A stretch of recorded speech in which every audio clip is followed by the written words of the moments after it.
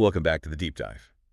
So let's talk about a challenge that I think every network architect has to face at some point. How do you get more speed, more distance out of your network without just ripping everything out and starting over with fiber? Right, and that's where these little devices come in. Today we're looking at one solution, the Thor Broadcast FGETTRMM, which is a gigabit Ethernet to fiber converter.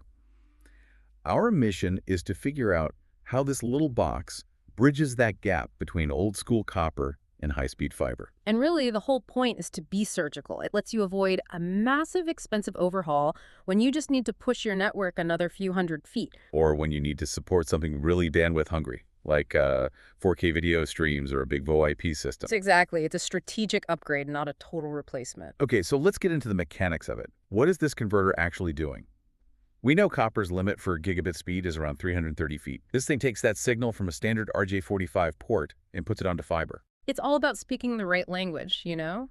The device has to be compliant with industry standards. What does that mean in practice? Well, on the copper side, it follows the IEEE 802.3AB standard, which is just the technical name for 1000 base T normal gigabit Ethernet. And on the fiber side? On the fiber side, it adheres to the IEEE 802.3C standard, so it can talk to any other standard fiber equipment. So it's basically a translator. A perfect translator, yeah. That's why it's seamless. And this is where the big payoff comes in, the distance. We're going from 330 feet on copper to... Up to 3,000 feet on multimode fiber. Wow, that's nearly 10 times the distance. It's a huge difference. It means you can connect buildings on a campus, for instance, without needing any expensive repeaters in between.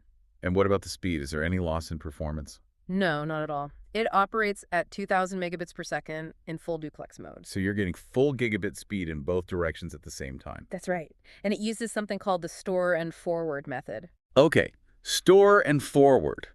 I saw that. Why is that important? Why not just pass the data straight through? That's a great question. It's about data integrity. Store and forward means the converter waits to receive the entire packet of data first. And then? It checks it for errors. If it's clean, it sends it on. This prevents any corrupted data from getting onto your nice new fiber link. So the extra range doesn't come at the cost of reliability. Precisely. It guarantees the data that arrives is the data that was sent. Now, beyond the performance, the setup seems designed to be as painless as possible.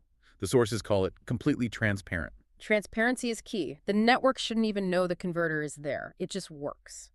And that's helped by some of the automated features, I assume. Absolutely. The RJ45 port has auto MDI MENDI-X support. Which, for anyone who's ever fumbled with crossover cables, is a lifesaver. You know it. It just figures it out for you. It also has auto polarity correction, which fixes common wiring mistakes. It basically eliminates the most frequent installer errors. It also seems really compact. I mean, the specs say it's just 71 by 97 millimeters. Yeah, it's tiny. You can stick it on a desk, mount it on a wall, wherever you need it, and it only pulls about 5 watts of power. That's nothing. Very efficient. But if you do have a lot of them, they can also slot into a 19-inch rack mount chassis. So it scales from a single link to a whole data closet. And it's fully certified, right? FCC and CE approvals. Yep, all the professional certifications are there. It's built for commercial deployment. So to sum this all up for you, our listener, what we're seeing here is how a simple piece of hardware becomes a really powerful strategic tool. It's this essential bridge that lets you keep your existing copper network, but still get the incredible range and bandwidth of fiber where you need it most. And that leads to a bigger question, I think. As our demand for bandwidth keeps growing, for video, for voice, for everything. It always does. It always does. So does the future of networking lie less in finding new physical materials to send data over, and more in perfecting these small, smart devices that manage the transition between them? That's something to think about.